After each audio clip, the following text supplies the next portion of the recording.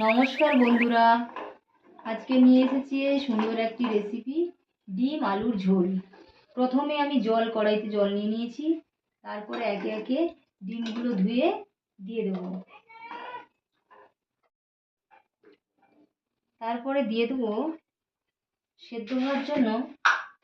ডিমগুলো ভালোভাবে খোসা ছাড়িয়ে যাবে, সেই জন্য আমি অল্প সামান্য একটু নুন দিয়ে দিলাম।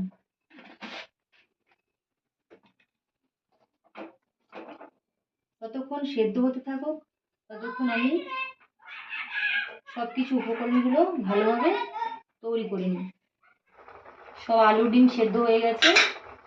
এইবার আমি একটা পাত্রের মধ্যে নিয়ে নেব, ডিমগুলো আলাদা করে নেব।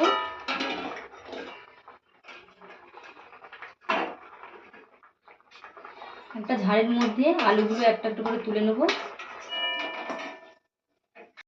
খসা ছাড়িয়ে নেব।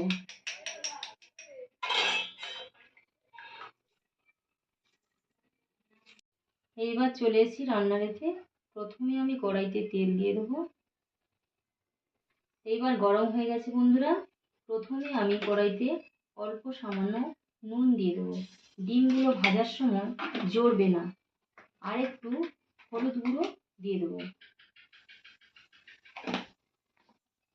তারপরে একে একে ডিমগুলো ছেড়ে দেবো। এবার লাল লাল করে ভেজে নিয়েছি। এবার একে একে নামিয়ে নেব। এই তেলে আলুগুলো ভেজে নেব। আলুগুলো ভালো করে নাড়াচাড়া করে লাল লাল করে ভেজে নেব। এইবার আলুগুলো লাল লাল করে ভেজে নিয়েছি। তারপরে এবার তুলে নেব।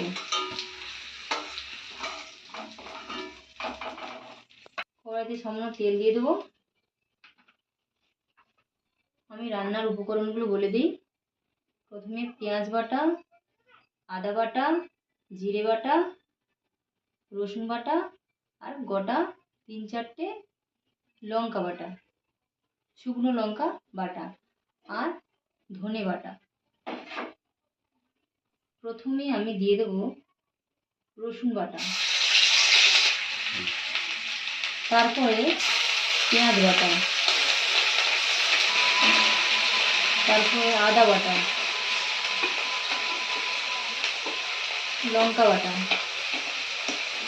বন্ধুরা টমেটো থাকলে টমেটো দিতে পারেন। আমার এখানে টমেটো আমি পাইনি, বাজারে গিয়েছিলাম। আমরা যেখানে থাকি সেখানে বাজার হাট খুব দূরে, সেজন্য আমি টমেটো খুঁজে পাইনি বলে চলে এসেছি।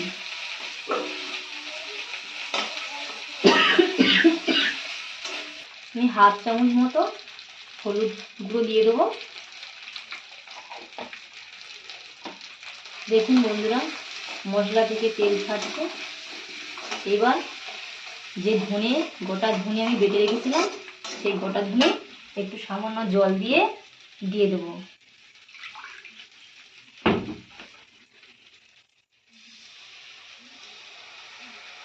এইবার মশলাটাকে পাক করে নেব।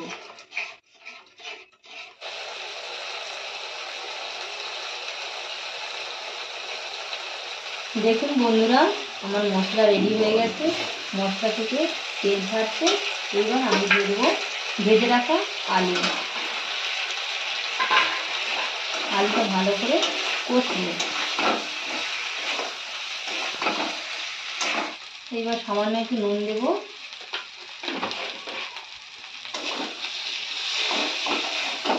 ভেজে রাখা ডিমগুলো দিয়ে দেবো।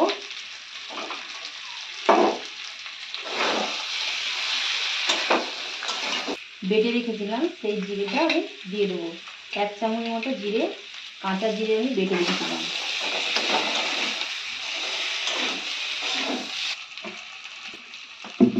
এবার কষা হয়ে গেছে ভালো করে। এবার আমি এক বাটি জল দিয়ে দেবো। এবার হয়ে গেছে বন্ধুরা। আমি শুকনো কড়াইতে ভালো করে সুন্দর করে গরম মশলা গুঁড়ো করে রেখেছিলাম, লাস্ট নামানোর শেষে দিয়ে দেবো।